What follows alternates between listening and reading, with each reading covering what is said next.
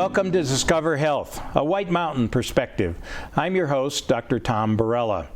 Thank you for watching today's program, and I think you're going to find this a very interesting topic. For today, we're going to talk about food safety. We've heard a lot about food safety and infections and diseases on the national news, but locally we have the ability to grow our own food because we're a rural community. And this brings some special considerations because for most of us, we really don't know how to prepare and grow food safely. And to discuss this topic, we have a special guest today, Marshall Logvin, a retired biology professor who is also a frequent grantor from the U.S. Department of Agriculture. And welcome to our program. As I indicated, food safety for preparation and stuff is a real important issue for us, is it not?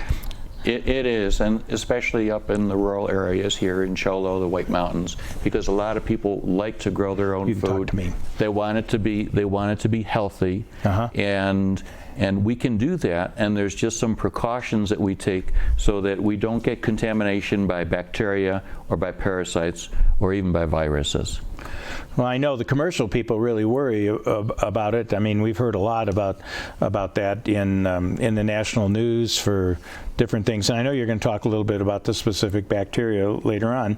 But what do we need to know? So there's just a few basic things. For those of us that like to garden, it's really important to know that many of the bacteria that cause food poisoning, they're in the soil. So I always presume that the contamination is there. And so as a result, we make sure that when we are growing our vegetables, we're making sure we're using potable water. We're using tools that have been cleaned and sanitized. Sanitized means using a bleach water solution. And that's really important because if you have a tool that maybe you're using to turn compost or manure, you've got a load of bacteria in there, many of which can cause a problem. So go ahead and either use another tool or sanitize with bleach water.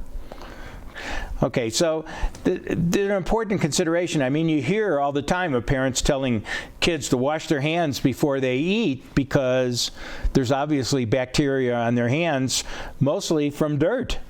Right, from dirt and even from the vegetables themselves. One good example was a contamination of cantaloupe. Melons are frequent, and the bacteria on the outside of those cantaloupe. And so without washing them, when you're cutting through it, you're introducing that bacteria from the outside into the fruit itself, and people got sick.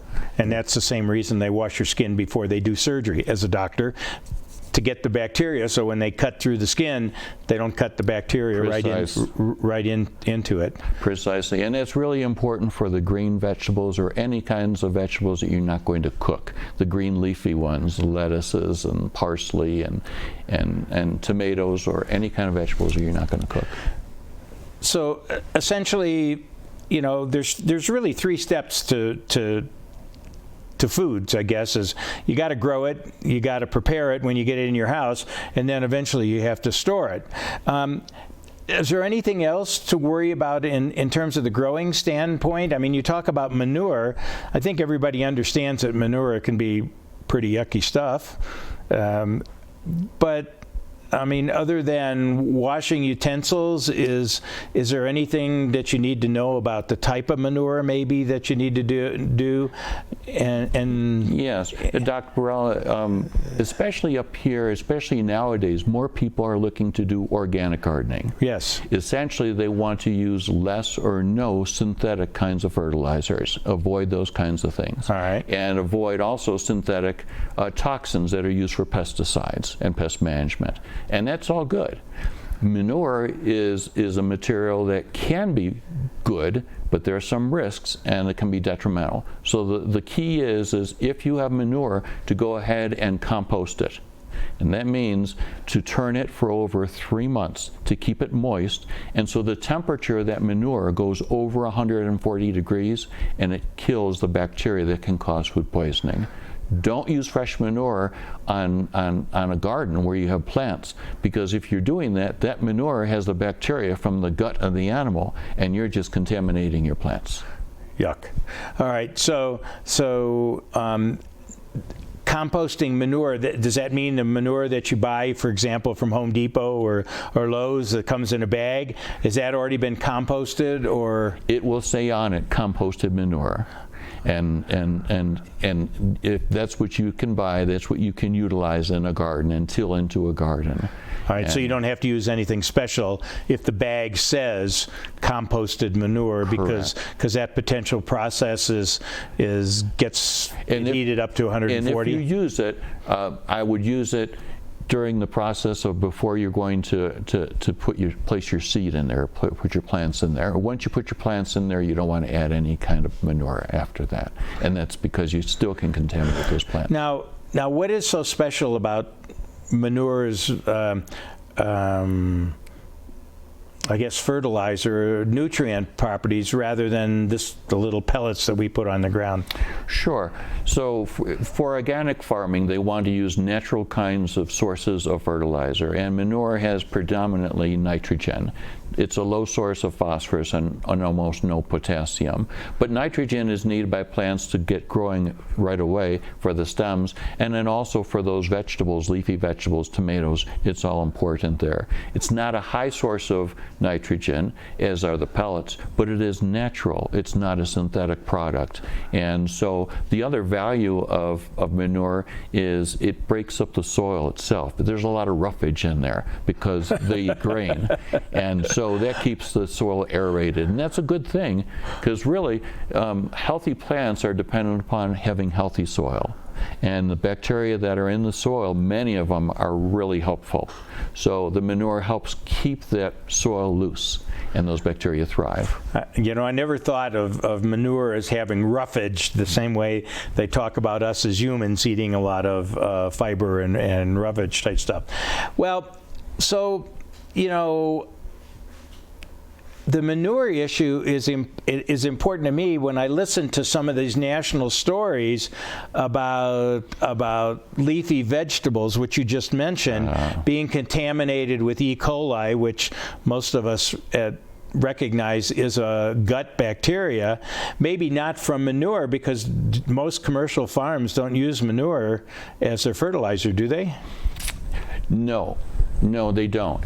However, several times you'll have a highly dense livestock farm or a poultry farm that's located upstream from where a garden is. Okay. And so the contamination of that manure going into the water and being used to irrigate those leafy vegetables, that's been a source of the problem. Because that doesn't have to be potable water. That's right. That's right. So maybe, I mean, because they talked about the issues out in Yuma as potentially related to contaminated water from livestock. It's true, but I want to say that Arizona does a very fine job in supporting efforts to monitor the water that's used for irrigation for vegetables for farmers, and they help farmers out a lot ensuring that that water is safe to use. So it's always being monitored, the water that's in irrigation ditches, it's always being tested and measured for E. coli and other kinds of harmful bacteria. And with E. coli, we're talking about mostly 157H07. That's the serotype that causes the pain, and which is different from the one the serotype that comes from beef, the 0147. But that's really an important issue, because even though, I mean, to know that farmers actually monitor the water supply, you know, like the cities do for our drinking water, Absolutely. that they try to minimize the contaminants, at least bacterial contaminants in there. So that really brings up the next potential thought process, Marshall, and that's preparation of food. If you have to worry about where it's grown and what kind of stuff is in the soil, I mean, it may not be dirty soil from feces or manure, but soil is usually dirty. That's right. So there are some organisms like Clostridium that's naturally in the soil, and of course E. coli is naturally in the soil. Clostridium is the cause of tetanus. Is one of the strains of Clostridium. Right, that's Clostridium tetani, but we're referring to Clostridium perfringens. Okay. And that's a non-spore former, and it's everywhere. Okay. And so that organism, and sometimes Salmonella too, is naturally occurring. So in terms of preparation, just a few rules. First of all, we never want to cross-contaminate. So use a knife and a cutting board for your leafy green vegetables and anything you're not going to cook separately from cutting chicken or meat or something else like that, which you are going to cook.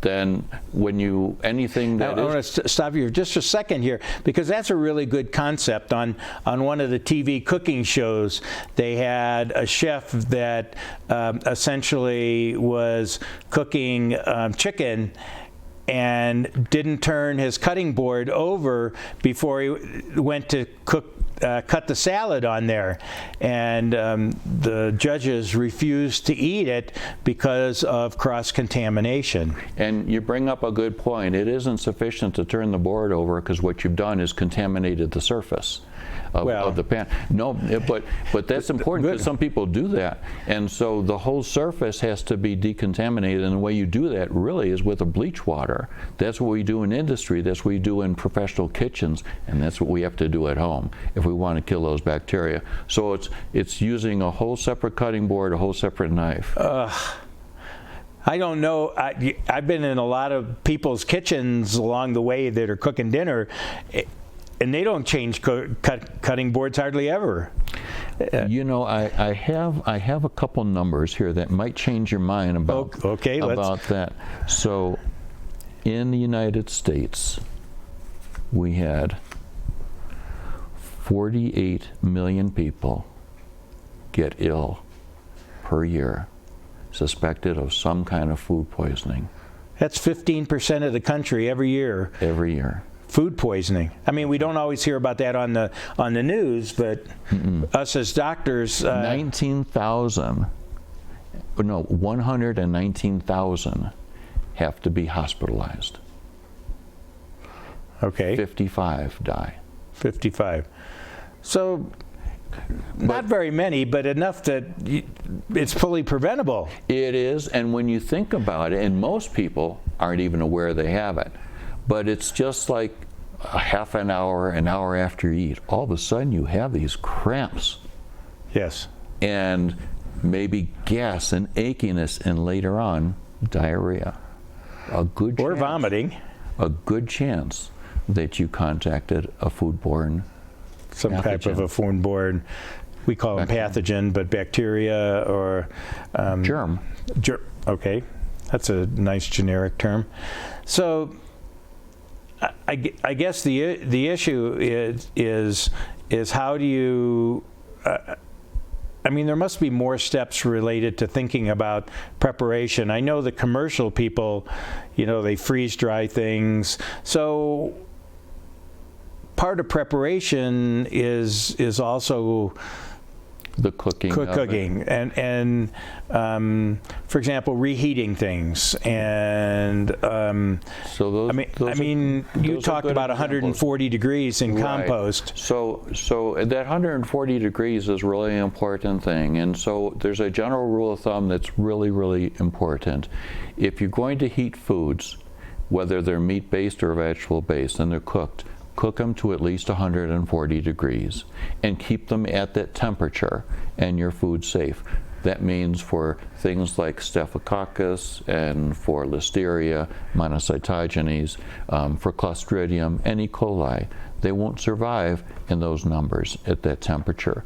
Or for foods that you need to keep cold, keep under 40 degrees Fahrenheit, and you'll be safe. Okay, but under 40 degrees, does that kill the bacteria? Doesn't kill them. It just stops their growth. It slows their growth, and it prevents them from producing a toxin or a sufficient amount of an exotoxin, toxin that they release into the environment. Yeah. And you mentioned another point about leftovers. Leftovers, you always want to heat to 165 degrees. And people may think, well, why do I have to do that if I only heat it to 140? Well, the reason is you heat it to 140 and you slow that bacterial growth. But you kept it there for a while, and now you have more bacteria in there than you had initially. Heating it to 165 ensures you kill them. So that's kind of the minimum heating is 165. So instead of cooking food at 140, I'd be safer to cook food at 165. It's true, but not too many people like prime rib that's well done, and it's 165. And even when it comes to stews and some other kinds of products. So. Okay, and is there any difference between meat and vegetables? There is. On meat, you'll have a higher number of bacteria, food poisoning types of bacteria that can grow, because there's more nutrient value for them than is in vegetables. And so that's why cooking those to 160 degrees is for most meats. Poultry 170 degrees, pork 170 degrees. That's why those are higher, because it's presumed there's more of those bacteria. With leafy vegetables, they don't naturally have those bacteria on them, but they're in the soil, but they're smaller numbers. 140 degrees is sufficient to cook them. And you're saying there's less bacteria in the vegetables because the the nutrient source is not as readily available As it is in meats, right. Okay. And dairy products too. Eggs and dairy products, they're high in those kinds of nutrients, so they're going to have a higher number of bacteria, especially if they're unpasteurized. And many of these bacteria will thrive in unpasteurized milk and dairy products. Is the pasteurization process wider than just what we hear about in milk and dairy products? I mean, are there other... Yeah, they do it in some juices as well, but mostly in fresh juices. Orange juice, for example, is ultra pasteurized, and it's very effective in reducing the numbers of food poisoning types of bacteria. Okay, and so from our standpoint, are there any foods that you don't have to worry about getting sick from? All right, from my standpoint as a microbiologist, I will say I presume everything's contaminated. Okay. And it's really a good rule of thumb, and especially if I'm going to have a meal with my family or with friends, I want to make sure that it's done safely. I mean, you hear that honey almost never spoils, and even though we know that we're not supposed to give honey products to young children. Right, and that's the botulism one that you mentioned earlier, Clostridium botulinum, because it can have some spores in it, and it takes a very small amount of those spores to make you really, really sick. Yeah. To make you really, really sick. Especially for a newborn. Yeah, they talked about not putting honey in milk of younger children to sweeten it and stuff. So, but I want to give you another example. Okay. Here. And this was with a salmonella, and I just want everybody's heard of salmonella, right? And what is it usually associated with? Well, people know that it's associated with eggs and poultry, but what may not be as familiar to people is it's also common on fruits and melons and sprouts, vegetables, and especially common in unpasteurized dairy. So this is the kind of food that when you have the picnic, and I look at a picnic out there and you've got all the salads that have mayonnaise in them, the chicken salad, right. the potato salad, those are all susceptible to salmonella. You have a custard pie or eclairs, custard, keep them cold. Keep them 40 degrees and under. Same with all those salads, because those are common areas where salmonella poisoning occurs, and it's called salmonellosis. I want to just mention a couple outbreaks. 2009 was peanut butter, and a lot of people don't even refrigerate peanut butter when they open it up. Are we supposed to? I don't have my peanut butter refrigerated. I'm a microbiologist, and I do. So Well, that I'm makes never sense. one to tell somebody. You know, what to I'm a do. doctor, and I do some things a little bit weird too. But I don't refrigerate my peanut butter. So there was an outbreak in 2009. It was salmonella, and it was a commercial outbreak. 714 people were ill, 9 died. from the Wow. outbreak. 2015 was the cucumbers. 907 people ill, 1 person died. And 2015 also Foster Farms chickens, and I buy those still, but 634 people got ill from those chickens, and they had to destroy over. And this is all salmonella. All salmonella, yeah. So the rule of thumb is when you're cooking and you want to kill the organism, it will be killed if it's over 140 degrees. And when you're serving foods and they're not the hot foods, keep them at 40 or under. Cool. So serve your eclairs cold. Or Yeah, your I like my eclairs cold. What about water, Marshall? I mean, water, I mean, we talk about potable water, and we're all used to getting our water from the tap, although the world now is all bottled water with its antecedent problems. But is potable water a real issue, except under extreme circumstances? Potable water, which is water that comes out of the tap, is perfectly fine for irrigation, but it's ditch water or from irrigation ditches where we can run into problems. So much of the research in Arizona is done by the University of Arizona, and much of it by the Maricopa Agriculture Center, MAC, here in Maricopa, Arizona. And they regularly go out throughout the state and they test irrigation ditches. This is for the purpose of determining how many fecal coliforms or E. coli are there, other enteric or harmful bacteria. And what we find is immediately after a rainstorm, though we don't get that many in Arizona, this year. That's when we get a lot of E. coli. And so what the recommendation is that farmers don't irrigate right after a storm, which makes sense. You don't need to anyways. But 2 days after, generally 2 days after the storm, the water is clear enough to have a low number of coliforms. And that could be a real problem, because many people in Arizona, or farmers in Arizona, are on irrigation schedules that don't get altered. I mean, I don't know whether they get altered when there's a rain. I know my home controller for my garden has a rain delay on it to essentially not overwater. I compliment University of Arizona and their MAC, and because they've developed an app for farmers and growers throughout the state that they can simply go to the app and it's going to show them a red light, a yellow light, or a green light. And they'll know when to irrigate. Irrigation systems, most of them on large farms, are electronic, so they can control that. Okay, all right. So anything special about preserving food? I mean, you know, you talked a little bit about heating leftovers, but basically if you put a food in the freezer with bacteria on it, it really doesn't kill the bacteria by freezing, does it? That's a really good point, Dr. Barella. It does not. And cooler temperatures are only slowing down the rate of growth of new bacteria. And freezing temperatures slow them down, obviously, more than refrigeration temperatures. That's why I presume any food that I get is contaminated. It's also why if you want to defrost a food, you defrost it in the refrigerator, not outside on the pantry or on the countertop. Well, explain that to me. Sure. So as a food... The ignorant doctor here. Okay, so let's talk about turkey.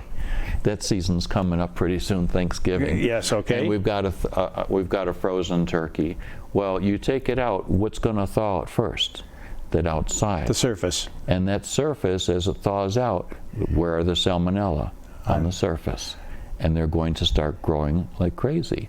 And if you keep it out, you're going to have to keep it out for 12, 20 hours before that thing thaws out. You've got a high number of salmonella that are No, but if you thaw it out in the refrigerator, which is usually set at less than 40 degrees, at least when it thaws out, the bacteria are not going to multiply as quickly. And with some of these bacteria, Salmonella included, the cells or the bacteria don't do any harm to you.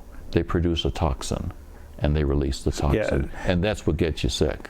Yeah, and that's the difference. And the oven doesn't kill that toxin. That toxin. Right. You're right. It kills the bacteria. It'll kill the bacteria. So you don't want the bacteria to be growing and making toxin and leaving the toxin on the surface of whatever food. Right, precisely. Okay, and recently we've had some controversies related to listeria. I mean, we don't hear about listeria very often as a thing, except from Yuma a few years ago when there was worried about listeria in the romaine. And I know one of the commercial grocers indicated their vegetables were listed with listeria. So Listeria monocytogenes, that's the name of the bacteria, and is very common. It's everywhere. So that's, again, something I presume is going to be on my food. It also can grow readily in the refrigerator. So commercially, Under 40? It does, but at a very slow rate. So a few things that we want to do to prevent that kind of contamination is, first of all, if you have any raw meats, have them on the bottom of your refrigerator. Don't have vegetables below those meats.